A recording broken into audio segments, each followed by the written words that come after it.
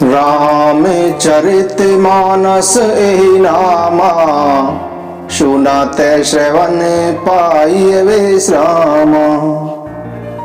काम क्रोध मद मोह न सावन, विमल विवेक विराग बढ़ावन।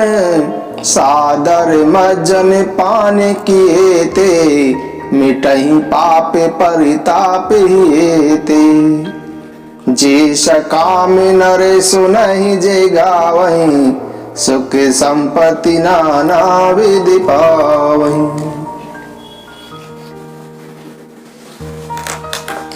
भगवान शिव जी माता पार्वती जी से कहते हैं कि अब मैं तुम्हें प्रभु के अवतार के 1-2 जन्मों की कथा कहता हूं।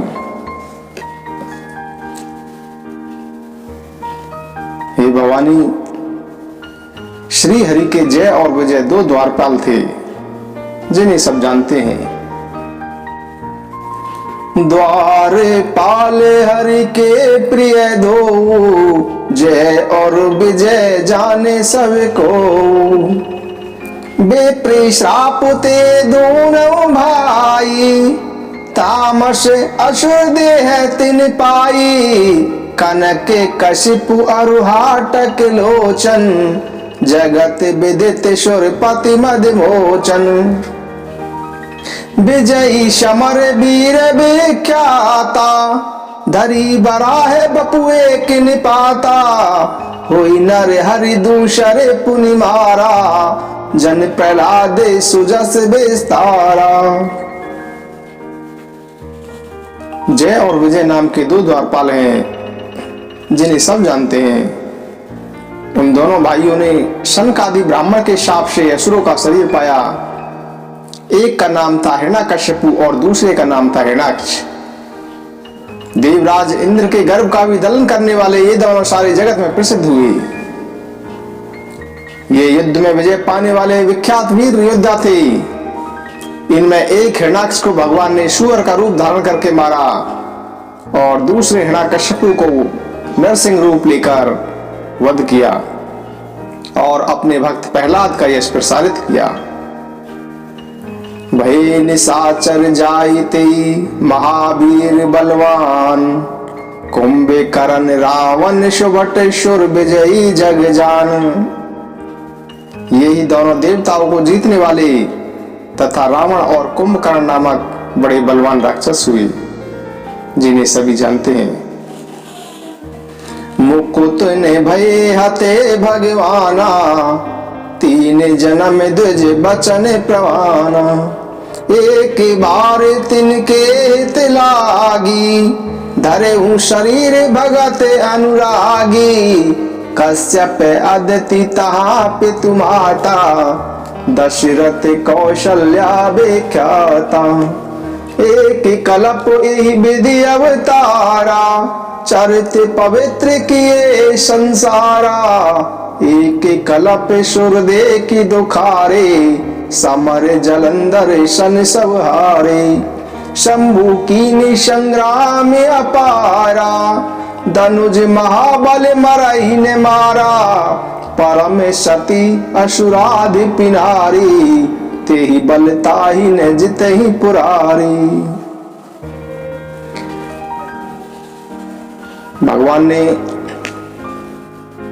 भगवान के हाथों मारे जाने पर भी इनको मुक्ति नहीं मिली। इनको मुक्ति नहीं मिलने का कारण यह था कि इनको शनकादिक ब्राह्मणों का 3 जन्मों के लिए श्राप था। अतः एक बार उनके कल्याण के लिए भगवान श्री हरि ने पुनः अवतार लिया। उस अवतार में कश्यप और अदिति उनके माता पिता हुए, जो दशरथ और कौशल्या के नाम से प्रसिद्ध हुए। इस प्रकार एक कल्प में अवतार लेकर उन्होंने संसार में पवित्र लीलाएं की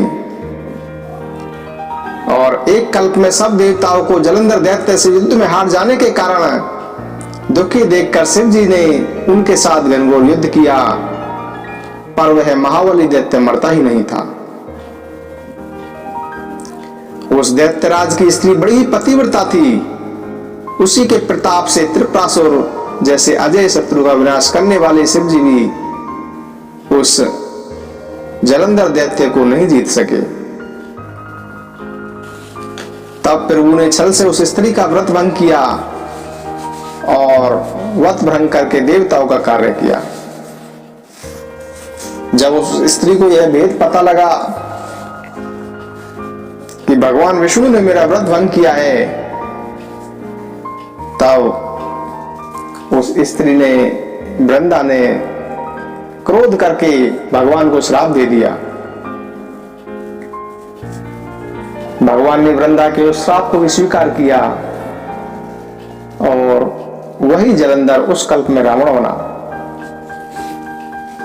जिसे श्री रामचंद्र जी ने युद्ध में मारकर परम पद प्रदान किया। के जन्म कर कारण जेहि लगी राम धरी नर देहा, प्रति अवतार कथा प्रभु केरी, सुन मुनि बरने कबने घनेरी, नारद श्राप दीने एक बारा, कल्प एक ते ही लगी अवतारा, गिरिजा चकित भई सुनि बानी, नारद विष्णु भगत पुनि ज्ञानी, कारण कवन श्रापे मुनि दीना, का अपराध रमापति कीना, यह प्रसंग मोहि कहूं पुरारी, मुनि मन मोह आचरज भारी।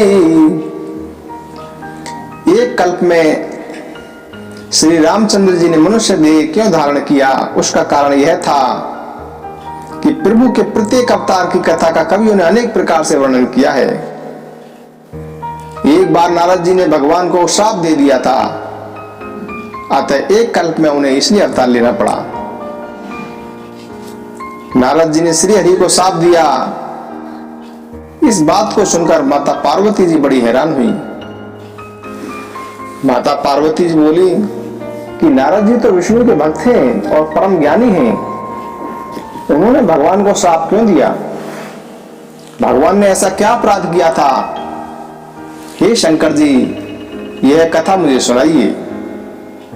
नारद मुनि के मन में मोह का होना तो बड़े आश्चर्य की बात है। तब महादेव जी हंस पड़े और बोले कि हे पार्वती, बोले बेहसी महेश तब ज्ञानी मूढ़ न कोई, जेहि जस रघुपति करहि जब सो तस तेहि छन होई, कहूँ राम गुण गाथ भरद्वाज सादर सुनहु, भव भंजन रघुनाथ भज तुलसी तजिमान मद।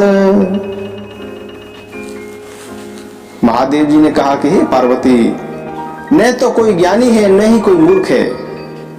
श्री राम जी जब जिसको जैसा बनाना चाहते हैं तब वह वैसा ही बन जाता है। याज्ञवल्क्य जी कहते हैं कि हे भरद्वाज, मैं श्री रामचंद्र जी के गुणों की कथा कहता हूं, तुम आदर पूर्वक सुनो। तुलसीदास जी कहते हैं कि मान अभिमान को छोड़कर आवागमन का नाश करने वाली रघुनाथ जी का स्मरण करो। हिम गिरि गुहाए के अति पावनी, बह समीप सुर सरी सुहावनी, आश्रम परम पुनीत सुहावा, देखी देव ऋषि मन अति भावा, निरखी शैल शर विपिन विभागा, भयउ रमापति पद अनुरागा, सुमिरित हरि श्राप गति बाधी, सहज विमल मन लागी समाधि, मुनि गति देखे सुरेश डेराना, काम ही बोली की निसन्माना, सहित सहाय जाहु मम हेतु, चले हरस ही चल चर के तू, सुना सिर मन महु असि त्रासा, चहत देव ऋषि मम पुरभाषा, जे कामी लोलुप जगे माही, कुटिल काक एव सबहि डेराही, तेहि आश्रम ही मदन जब गयऊ, निज माया बसंत निर्मयऊ, कुसुमिति विविध बिटप बहुरंगा, कुंजी कोकिल गुंजी भृंगा, चली सुहावनी त्रिविध बिहारी, काम कृशानु बड़ाव निहारी। रंबादि किशोर नारी नबीना, सकले असमसर कला प्रवीणा, करही गान बहुतान तरंगा, बहुविध कीड़ही पानी पतंगा। देखी सहाय मदन हरे साना, कीनेशी पुनि प्रपंच विधि नाना, काम कला कछु मुनहि ने व्यापी, निज भे डरे मनोभव पापी। सीमी की चापी सकई को उतासु, बड़ रखवार रमापति जासु। सहित साय सही समीत अति, मानिहारी मन मेन, गहे सी जाए मुनि चरण तब कई सुटियारत बेन। हिमालय पर्वत पर एक बड़ी पवित्र गुफा थी। उस गुफा के समीप ही गंगा जी बहती थी। वह सुंदर आश्रम नारद जी के मन को बहुत ही अच्छा लगा। पर्वत नदी वन सुंदर विवाहों को देखकर नारद जी की भगवान के चरणों में प्रीति हो गई और भगवान का स्मरण आते ही नारद मुनि के शाप की, जो उन्हें दक्षिणे दिया था कि नारद मुनि कहीं भी एक स्थान पर स्थिर नहीं रह सकते, नारद मुनि की गति रुक गई तथा मन के निर्मल होते ही उनकी समाधि लग गई। नारद मुनि की यह स्थिति देखकर देवराज इंद्र डर गया। उसने कामदेव को बुलाकर उसका आदर सत्कार किया और कहा कि मेरे हित के लिए तुम अपने सहायकों सहित नारद की समाधि को भंग करने जाओ। यह सुनकर कामदेव मन में प्रसन्न होकर चला। इंद्र के मन में यह डर पैदा हो गया कि देव ऋषि नारद मेरी अमरावती का राज्य छीनना चाहते हैं। कामी और लोभी कुटिल कोई की भांति सबसे डरते हैं। जैसे कोई मूर्ख कुत्ता सिंह को देखकर सूखी हड्डी लेकर भागे, यह समझे कि कहीं सिंह उसकी हड्डी को छीन न ले, वैसे ही इंद्र को नारद मुनि का यह डर लगा कि कहीं नारद मुनि जी मेरा राज्य न छीन ले। इंद्र को यह सोचते हुए भी लज्जा नहीं आई। कामदेव उस आश्रम में गया और उसने अपनी माया से वहां वसंत ऋतु को उत्पन्न किया। वृक्षों पर नाना प्रकार के रंग बिरंगे फूल खिलने लगे, कोयले कूकने लगी और भोरे गुंजार करने लगी। कामाग्नि को भड़काने वाली शीतल मंद और सुगंधित हवा चलने लगी। रंभा आदि नव युवती देवांगनाएं जो काम कला में हर प्रकार से निपुण थी, अनेक प्रकार की तानों के साथ गाने लगे, नाना प्रकार के खेल खेलने लगी। अपने इन सहायकों को देखकर कामदेव बड़ा प्रसन्न हुआ और उसने फिर अनेक प्रकार के माया जाल फैलाई, परंतु कामदेव की कोई भी माया नारद मुनि को प्रभावित नहीं कर सकी। तब कामदेव अपने नाश के भय से डर गया। भगवान जिसके रक्षक हों, भला उसकी सीमा को कोई दबा सकता है। तब कामदेव ने अपने सहायकों सहित डरकर और हारकर आत्मवचन कहते हुए मुनि के चरणों को पकड़ लिया। नारद के मन में तनिक भी क्रोध नहीं आया। उन्होंने प्रिय वचन कहकर कामदेव का समाधान किया। तब नारद जी के चरणों में सिर नवाकर उनकी आज्ञा से कामदेव अपने सहायकों सहित लौट गया। देवराज इंद्र की सभा में जाकर उसने नारद मुनि की सुशीलता और अपनी करतूत कह सुनाई, जिसे सुनकर सबके मन में बड़ा आश्चर्य हुआ और सभी ने नारद मुनि की प्रशंसा करके श्री हरि को सिर नवाया। इसके बाद नारद जी भगवान शिव जी के पास गए। नारद जी के मन में अहंकार हो गया कि उन्होंने कामदेव को जीत लिया है। उन्होंने कामदेव के चरित्र शिव जी को सुनाए और महादेव जी ने नारद जी को अत्यंत प्रिय जानकर समझाया कि हे मुनि, मैं तुमसे बार बार विनती करता हूं कि जिस प्रकार तुमने यह कथा मुझे सुनाई है, उस प्रकार भगवान श्री हरि को कभी मत सुनाना। कभी चर्चा भी चले तब भी इसे छुपा जाना। यद्यपि भगवान शिव ने यह बात नारद मुनि के हित के लिए ही कही थी, लेकिन नारद मुनि को यह शिक्षा बिल्कुल भी अच्छी नहीं लगी। वह तो अपनी इस विजय का डंका त्रिलोक में गुंजाना चाहते थे। हे भरद्वाज, अब आगे का हाल सुनो। श्री हरि की इच्छा अत्यंत बलवान है। वही होता है जो श्री रामचंद्र जी करना चाहते हैं। ऐसा कोई नहीं जो उसके विरुद्ध कुछ भी कर सके। शिव जी के वचन नारद मुनि के मन को अच्छे नहीं लगे, तो वे वहां से ब्रह्मलोक को चल दिए। गान विद्या में निपुण नारद जी हाथ में वीणा लिए हरिगुण गाते हुए क्षीर सागर जा पहुंचे, जहां वेदों के मस्तक रूप लक्ष्मी निवास भगवान नारायण निवास करते हैं। भगवान उठकर अत्यंत आनंद पूर्वक नारद जी से मिले और उनके साथ अपने आसन पर बैठाया। भगवान नारद जी से हंसकर बोले कि हे मुनिराज, आज आप बहुत दिनों बाद पधारे हैं। यद्यपि शिव जी ने उन्हें पहले ही समझा दिया था, फिर भी नारद जी ने कामदेव का सारा चरित्र भगवान को कह सुनाया। श्री रघुनाथ जी की माया अत्यंत प्रबल है। संसार में ऐसा कौन है जो मोहित न हो जाए। भगवान रूखा मुख करके कोमल वचन बोले कि हे मुनिराज, आपका स्मरण करने से दूसरों के मोह, काम, क्रोध और अभिमान मिट जाते हैं। फिर आपके लिए तो यह कहना ही क्या है। मोह तो उनके मन में होता है जिनके हृदय में ज्ञान नहीं होता। आप तो ब्रह्मचर्य व्रत में तत्पर बड़े ही धैर्यवान हैं। भला आपको भी कामदेव सता सकता है। नारद मुनि जी ने अभिमान के साथ कहा, नारद कहु सहिते अभिमाना, कृपा तुम्हारी सकल भगवाना। करुणा निधि मन दीख बेचारी, और अंकेरे उगरबे तरुबारी। बेगी सुमे डारे हूँ खारी, पन हमारे सेवक हितकारी। मुनि कर हित मम कौतुक होई, अवश्य उपाय करब में सोई। तब नारद हरि पद सिर नाई, चले हृदय अहमति अधिकाई। श्रीपति निज माया तब प्रेरी, सुनहु कठिन करनी तेहि केरी। बिरचहु मग महु नगर तेहि सत जो जन विस्तार।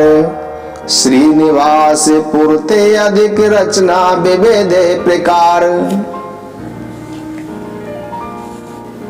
तब भगवान ने जाना कि नारद मुनि जी को अहंकार हो गया है, और मैं नारद मुनि जी के अहंकार को खत्म कर दूंगा, क्योंकि सेवकों का हित करना मेरा धर्म है। मैं अवश्य ही वह उपाय करूंगा जिससे नारद मुनि का कल्याण हो जाए और मेरा खेल हो जाए।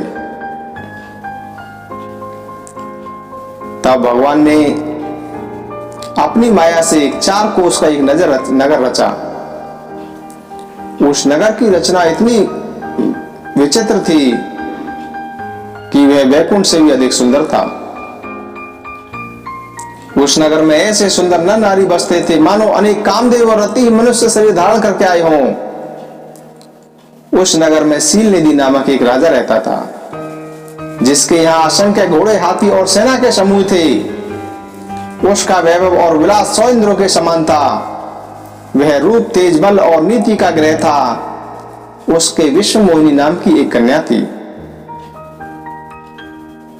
जिसका रूप लक्ष्मी जी को भी मोहित कर देता था।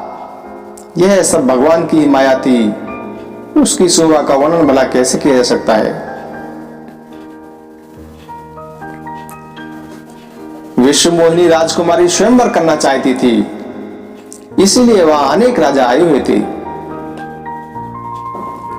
नारद मुनि जी उस नगर में गए और नगरवासियों से उन्होंने सब हाल पूछा, और समाचार सुनकर वे राजा के महल में पहुंचे। राजा ने पूजा करके नारद मुनि जी को आसन पर बिठाया, और फिर राजा ने विश्व मोहिनी जो राजकुमारी थी उनको लाकर नारद जी को दिखलाया और पूछा कि हे नाथ, आप अपने हृदय में विचार कर मेरी पुत्री के सब गुण दोष बताइए। विश्व मोहिनी के रूप को देखकर मुनि जी वैराग्य भूल गए और विश्व मोहिनी की तरफ देखते ही रह गए। उसके लक्षणों को देखकर मुनि को और भी आश्चर्य हुआ और हर्षित भी हुए। परंतु प्रकट में कुछ भी नहीं कहा। नारद मुनि जी ने विश्वमोहिनी के हाथ को देखकर यह लक्षण देके कि जो भी इस कन्या को ब्याहेगा वह अमर होगा, रणभूमि में उसको कोई भी न जीत सकेगा। यह कन्या जिसके साथ भी विवाह करेगी सब चर अचर जीव उसकी सेवा करेंगे। इस प्रकार के सब लक्षणों को विचार कर मुनि ने अपने मन में चुप रख लिया और राजा से कुछ और ही कह दिया। राजा से लड़की के स्वक्षण कहकर नारद मुनि वहां से चल दिए। पर नारद मुनि जी के मन में यह चिंता थी कि मैं सोच विचार कर अब वही उपाय करूं जिससे यह कन्या मेरे को ही वर्ण कर ले। इस समय जब तब से कुछ भी नहीं हो सकता। हे विधाता, मुझे यह कन्या किस प्रकार मिलेगी? इस समय तो बड़ी शोभा और सुंदर रूप चाहिए जिसे देखकर राजकुमारी मुझ पर रीझ जाए और तब मेरे गले में ही जयमाला डाल दे। नारद मुनि जी मन में सोचते हैं कि भगवान से सुंदरता मांगू, पर उनके पास जाने में तो बहुत देर हो जाएगी। श्री हरि के समान मेरा हितैषी कोई भी नहीं है, इसीलिए इस समय वे ही मेरी सहायता कर सकते हैं। नारद जी उस समय भगवान से अनेक प्रकार की विनती करते हैं। नारद जी की विनती सुनकर भगवान वही प्रकट हो जाते हैं। भगवान को देखकर नारद जी के नेत्र शीतल हो गए और वह मन ही मन बड़े हर्षित हुए। नारद जी सोचने लगे कि अब तो काम बन ही गया। नारद जी ने अत्यंत दीन होकर सारी कथा भगवान को कह सुनाई और प्रार्थना की कि कृपा करके मेरे सहायक बन जाइए। हे प्रभु, आप मुझे अपना रूप दे दीजिए, अन्य किसी प्रकार से भी मैं उस विश्व मोहिनी कन्या को नहीं पा सकता। और नारद मुनि कहने लगे भगवान से, जेहि विधि नाते होए ते मोरा, कराहूं सो बेगी दास में तोरा। निज माया बल देखी विशाला, ये हंसी बोले दीन दयाला। जेहि विधि होई परम हित नारद, सुनहु तुम्हार। सोई हम करब ने आनु कछु, बचन ने मृषा हमार। नारद जी कहते हैं कि हे भगवान, जल्दी से ऐसा कुछ कीजिए जिससे मेरा उस कन्या से ब्याह हो जाए। नारद मुनि कहते हैं कि जल्दी से ऐसा कुछ कीजिए जिससे मेरा भला हो। मैं आपका दास हूं। अपनी माया को देखकर दीन दयालु भगवान मन ही मन हंसकर बोले। यहाँ पर नारद जी ने स्पष्ट रूप से यह नहीं कहा कि मेरा विवाह हो जाए। नारद जी ने यह कहा कि जिससे मेरा भला हो। तब भगवान ने कहा कि आपका जिस प्रकार से परम हित होगा हम वही करेंगे, दूसरा कुछ नहीं करेंगे। भगवान कहते हैं कि हे मुनि सुनिए, रोग से व्याकुल रोगी को पत्ते मांगे तो वैद्य उसे कभी नहीं देता। इसी प्रकार मैंने भी तुम्हारा हित करने की ठान ली है। और ऐसा कहकर भगवान अंतर्ध्यान हो गए। भगवान की माया के वशीभूत हुए मुनि ऐसे मूढ़ हो गए कि वे भगवान की स्पष्ट वाणी को भी नहीं समझ सके। और नारद जी वहां पहुंच गए जहां स्वयंवर की भूमिका बनी हुई थी। राजा लोग खूब सज कर समाज सहित अपने अपने आसनों पर बैठे हुए थे। नारद मुनि मन ही मन प्रसन्न हो रहे थे कि अब तो मेरा ब्याह हो ही जाएगा, क्योंकि मेरा रूप बड़ा ही सुंदर है। भगवान ने मुझको अपना सुंदर रूप दे दिया है। अब तो मुझे छोड़कर कन्या भूलकर भी किसी को दूसरे को वर्ण न करेगी। कृपा निदान भगवान ने नारद जी के कल्याण के लिए उन्हें कुरूपता प्रदान की, उन्हें वानर का रूप दे दिया। यह चरित्र कोई नहीं जान सका और सभी ने नारद जी जानकर उन्हें प्रणाम किया। नारद जी के जो वानर के स्वरूप को कोई भी नहीं जान सका, सिर्फ विश्व मोहिनी कन्या को ही वह रूप दिखाई दिया। और वहां जो दो शिव जी के गण थे उनको वह रूप दिखाई दिया। भगवान शिव जी के गण ब्राह्मण का वेश बनाकर सारी लीला देख रहे थे। नारद जी अपने हृदय में रूप का अभिमान लेकर जिस पंक्ति में जाकर बैठे थे, शिव जी के दोनों गण भी वहीं बैठ गए। ब्राह्मण के वेश में होने के कारण उनकी इस चाल को कोई नहीं पहचान सका। वे नारद जी को व्यंग पूर्वक वचन कहते थे कि भगवान ने इनको बहुत ही अच्छी सुंदरता दी है, इनकी सुंदरता को देखकर राजकुमारी रीझ जाएगी और हरि वानर जानकर इन्हीं का वर्ण करेगी।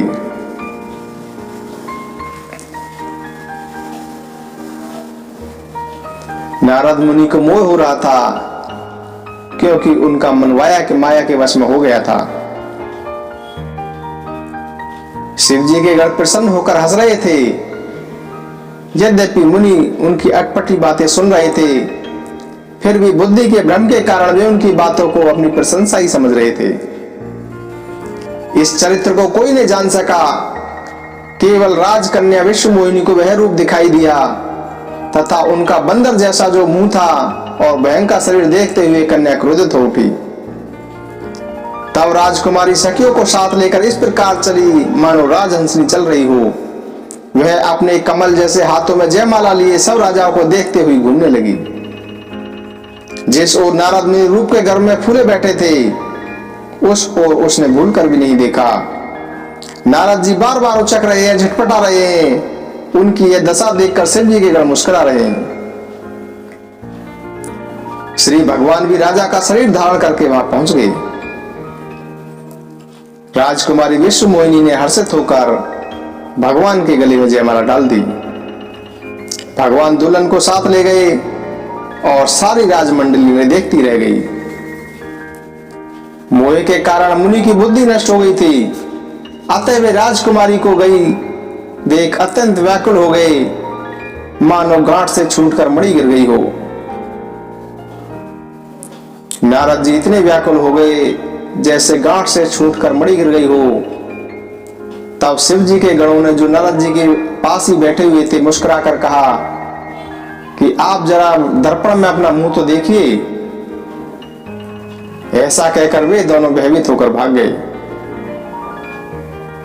नारद मुनि जल में झांककर अपना मुंह देखा तो अपना रूप देखकर उनको क्रोध बढ़ गया। उन्होंने शिव जी के उन गणों को अत्यंत कठोर श्राप दिया। हो निशाचर जाई तुम कपटी पापी दो, हसे हूं हम सोले हूं फल बहुरी हसे हो मुनि को। नारद मुनि जी ने भगवान शिव जी के उन दोनों गणों को श्राप दिया कि तुम दोनों कपटी और पापी राक्षस हो जाओ। तुमने हमारी हंसी उड़ाई है, अब उसका फल चखो। आप पुनः किसी मुनि की हंसी न करना। नारद मुनि जी ने फिर जल में देखा तो उन्हें अपना असली रूप प्राप्त हो गया। लेकिन नारद मुनि जी को फिर भी संतोष नहीं हुआ। उनके होठ फड़क रहे थे, मन में क्रोध भरा हुआ था और वह तुरंत ही भगवान के पास चल दिए। और जाते समय नारद मुनि जी मन में सोचते थे कि जाकर या तो श्राप दे दूंगा या प्राण दे दूंगा। उन्होंने जगत में मेरी हंसी उड़ाई है, मेरी जगत में हंसी करा दी है। भगवान हरि उन्हें रास्ते में ही मिल गए। साथ में लक्ष्मी जी अर्थात वही राजकुमारी विश्व मोहिनी थी। भगवान ने मीठी वाणी में नारद जी से कहा कि हे मुनि, व्याकुल की भांति कहां जा रहे हो? यह शब्द सुनते ही नारद मुनि को और भी क्रोध बढ़ गया। माया के वशीभूत होने के कारण उनका ज्ञान विलुप्त हो गया। मुनि ने कहा, पर संपदा सकहु नहीं देखी, तुमरे ऋषा कपट विशेषी, मथत सिंधु रुद्रहि बोरायम, शरण प्रेरी विष पानी करायम। पर संपदा सकहु नहीं देखी, तुमरे ईर्षा कपट विशेषी, मथत सिंदूरो दही बोरायहूं, श्रवण प्रेरी विष पानी करायम।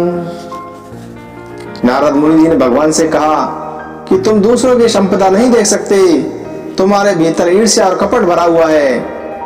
समुद्र का मंथन करते समय तुमने शिव जी को बावला बना दिया था तथा देवताओं को प्रेरित करके उनको विषपान करा दिया था। असुरों को मदिरा और शिव जी को विष देकर तुमने स्वयं लक्ष्मी और कौस्तुभमणि ले ली थी। तुम बड़े धोखेबाज और स्वार्थी हो, सदा कपट व्यवहार करते हो। तुम परम स्वतंत्र हो, सिर पर तो कोई है ही नहीं, इसलिए जब जो मन में आता है वही करते हो। भले को बुरा, बुरे को भला करते रहते हो। तुम्हारे हृदय में हर्ष विषाद कुछ होता नहीं है। सबको ठक ठक कर अत्यंत निडर हो गए हो, इसलिए तुम्हारे मन में सदा उत्साह रहता है। शुभ अशुभ कर्म तुम्हें बाधा नहीं देते। अब तक तुम्हें किसी ने ठीक नहीं किया है। इस बार तुमने मुझ जैसे व्यक्ति से छेड़खानी की है, अतः किए हुए का फल तुम्हें अवश्य ही भोगना पड़ेगा। जिस शरीर को धारण करके तुमने मुझे ठगा है, तुम भी वही शरीर धारण करो, यह मेरा श्राप है। तुमने हमारा रूप जैसा बना दिया था, इससे बंदर ही तुम्हारी सहायता करेंगे।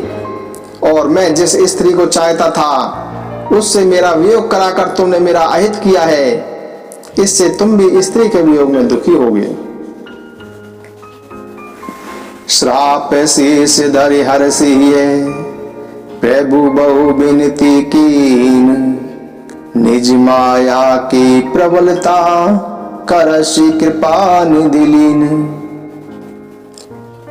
सांप को सिर पर चढ़ाकर हृदय में हर्षित हुए प्रभु ने नारद जी से विनती की और अपनी माया को हटा दिया। जब हरि माया दूर निवारी, नहीं तेह रमान राजकुमारी। तब मुनि अति सभी ते हरे चरेना, गए पाहि प्रणतार ते हरिना। जब हरि माया दूर निवारी, नहीं तेह रमान राजकुमारी। तब मुनि अति सभी ते हरे चरना, गए पाहि प्रणतार ते हरिना। मृषाहु मम श्राप कृपाला, मम इच्छा कह दीन दयाला। मैं दुर्वचन कहे बहु तेरे, कह मुनि पाप मिटहि किमि मेरे। जपहु जाई शंकर सतनामा, हो यही हृदय तुरत विश्रामा। को नहीं शिव समान प्रिय मोरे, असी परतीत तजहु जनि भोरे। जेहि पर कृपा ने करहि पुरारी, सोने पावे मुनि भगति हमारी। आसे और धरी मही बेचरहु जाई, अब ने तुम्हें ही माया निराई। जेहि पर कृपा ने करहि पुरारी, सोई ने पावे मुनि भगति हमारी। जब भगवान ने अपनी माया को हटा दिया, तब वहां ने लक्ष्मी रह गई और न राजकुमारी रह गई। तब मुनि ने अत्यंत भयभीत होकर श्री हरि के चरण पकड़ लिए और कहा कि हे शरणागतों का दुख हरने वाले, मेरी रक्षा कीजिए। हे कृपालु, मेरा शाप मिथ्या हो जाए। तब दीनों पर दया करने वाले भगवान ने कहा कि यह सब मेरी इच्छा से हुआ है। मुनि ने कहा कि मैंने आपको अनेक खोटे वचन कहे हैं, मेरे पाप कैसे मिटेंगे। इस पर भगवान बोले कि आप जाकर शंकर जी के सतनाम का जप करो, इससे आपके हृदय को तुरंत शांति प्राप्त होगी। शिव जी के समान मुझे कोई दूसरा प्रिय नहीं है, इस विश्वास को भूलकर भी न छोड़ना। हे मुनि, शिव जी जिस पर कृपा नहीं करते, वह मेरी भक्ति प्राप्त नहीं कर पाता। हृदय में ऐसा निश्चय करके जाकर पृथ्वी पर विचरो, मेरी माया अब तुम्हारे निकट कभी नहीं आएगी। बहुविधि मुनि प्रबोधि प्रभु, तब भय अंतर ध्यान। सत्य लोक नारद चले, करत राम गुणगान। अनेक प्रकार से मुनि को समझा बुझाकर प्रभु अंतर ध्यान हो गए और नारद जी श्री रामचंद्र जी के गुणों का गान करते हुए ब्रह्मलोक को चल दिए। हर गण मुनि जाते पथ देखी, विगत मोह मन हरस विशेषी। अति सबित नारद पहि आई, गई पद आरत बचन सुनाई। हरे गण हमने बेप्र मुनिराया, बड़े अपराधी कीने फल पाया। श्राप अनुग्रह करहु कृपाला, बोले नारद दीन दयाला। निश्चर जाई हो तुम दो, वैभव विपुल तेज बल हो। भुज बल विश्व जितवे तुम जहिया, धरी है ही विष्णु मनोज तनु तहिया। समर मरण हरि हाथ तुम्हारा, हुई मुकुट ने पुनि संसारा। चले जुगल मुनि पद श्रीनाई, भय निशाचर काल ही पाई। चले जुगुन मुनि पद श्रीनाई, भय निशाचर काल ही पाई। जब शिव जी के गणों ने मुनि को मोह रहित और मन में प्रसन्न होकर मार्ग में जाते हुए देखा, तब वे अत्यंत भयभीत होकर नारद जी के पास आए। उन्होंने नारद जी के चरण पकड़ लिए और दीन वचन बोले कि हे मुनिराज, हम ब्राह्मण नहीं हैं, हम शिव जी के गण हैं। हमने बड़ा अपराध किया है, जिसका फल हमने पा लिया। हे कृपालु, अब आप अपना शाप दूर करने की कृपा कीजिए। तब दीन बंधु नारद जी ने कहा, तुम दोनों राक्षस बन जाओ, तुम्हें महान ऐश्वर्य, तेज और बल की प्राप्ति हो। तुम अपनी भुजाओं के बल से सारे विश्व को जीत लोगे। तब भगवान विष्णु मनुष्य का शरीर धारण करेंगे और युद्ध में श्री हरि के साथ तुम्हारी मृत्यु होगी। युद्ध में श्री हरि के हाथ से तुम्हारी मृत्यु होगी, जिससे तुम्हारी मुक्ति हो जाएगी और फिर तुम संसार में जन्म नहीं लोगे। वे दोनों मुनि के चरणों में सिर झुकाकर चले और समय पाकर राक्षस हुए। एक कल्प यही हेतु प्रभु, लीने मनोज अवतार। सुर रंजन सज्जन सुखद हरि भंजन भुवि भार। देवताओं को प्रसन्न करने वाले, सज्जनों को सुख देने वाले और पृथ्वी का भार हरण करने वाले भगवान ने इसीलिए मनुष्य रूप में अवतार लिया था। इस प्रकार भगवान के अनेक सुंदर, सुखदायक और अलौकिक जन्म और कर्म हैं। प्रत्येक कल्प में जब जब भगवान अवतार लेते हैं तथा अनेक प्रकार की सुंदर लीलाएं करते हैं, तब तब मुनिजन परम पवित्र काव्य रचना करके उनकी कथाओं का गान करते हैं। यही विधि जन्म कर्म हरि के रे, सुंदर सुखद विचित्र गणेरे। कलपे कलपे प्रति प्रभु अवतरहि, चारु चरित नाना विधि करहि। तब तब कथा मुनि शन गाई, परम पुनीत प्रबंध बनाई। विविध प्रसंग अनूप बखानी, करहि न सुनिया चरजु सियानी। हरि अनंत हरि कथा अनंता, कहि सुनहि बहुविधि सब संता। हरि अनंत हरि कथा अनंता, कहि सुनहि बहुविधि सब संता। रामचंद्र के चरित सुहाए, कलप कोटि लगी जाहि न गाई। रामचंद्र के चरित सुहाए, कलप कोटि लगी जाहि न गाई। यह प्रसंग में कहा भवानी, हरि माया मोह ही मुनि ज्ञानी।